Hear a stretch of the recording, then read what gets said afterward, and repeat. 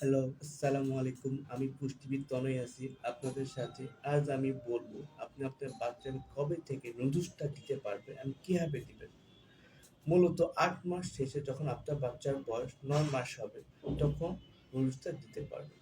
তবে just boil করে নুডলসটা আপনার বাচ্চাকে পরিবেশন করতে পারবেন।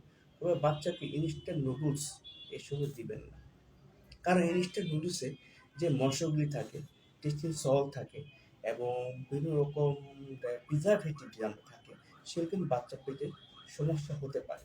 তার বদলে আপনারা নরমাল যে নুডলস অথবা আপনার পেটে পাওয়া যায় সেগুলো দিতে পারেন, অথবা আপনি যদি হাতে বানানো নুডলস আপনার বাচ্চাকে দিতে পারেন, এটা খুব বেটার হবে ইনস্ট্যান্ট নুডলস থেকে।